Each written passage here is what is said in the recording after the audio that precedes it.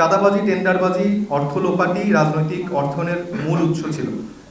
অসৎ ব্যবসায়ীদের কালো টাকা সাদা করার মাধ্যমে, অনৈতিকভাবে স্বার্থ হাসিলের মাধ্যমে হিসেবে ব্যবহৃত হতো আমাদের এই রাজনীতি। জুলাই অভ্যুত্থান পরবর্তী নতুন রাজনৈতিক দল হিসেবে এনসিপি একটি স্বচ্ছ রাজনৈতিক অর্থায়ন কাঠামোর প্রয়োজনীয়তা অনুভব করে এবং সেই লক্ষ্যেই আমরা আপনার অনুদান আগামীর বাংলাদেশ নামে একটি উদ্যোগ হাতে নিয়েছি। এই উদ্যোগের সাথে পরিচয় করিয়ে দেওয়ার উদ্দেশ্যেই আজকের এই আয়োজন। জাতীয় নাগরিক পার্টি এনসিপি বিশ্বাস করে জুলাই আমাদের একার ইজারা নয়, জুলাই আমাদের সবার। দেশের সাধারণ ছাত্র জনতা জুলাইয়ের ওয়াচম্যান, তারাই জুলাইয়ের ভ্যানগার্ড।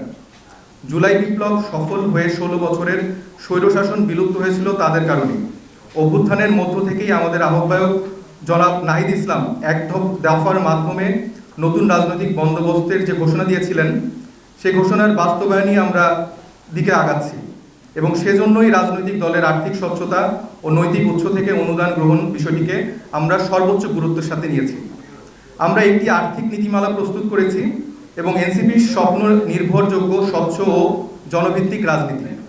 এই স্বপ্ন বাস্তবায়নে আর্থিক নীতিমালার মাধ্যমে দলের সদস্য ও দেশের নাগরিকদের কাছে এনসিপি একটি গ্রহণযোগ্য, স্বচ্ছ, জবাবদিহিতামূলক অর্থনৈতিক কাঠামো প্রতিষ্ঠা করতে চায়।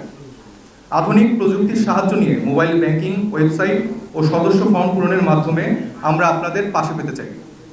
জাতীয় নাগরিক পার্টি এরই মধ্যে সারা দেশে সদস্য ফর্ম পূরণের মাধ্যমে সদস্য সংগ্রহ শুরু করেছে।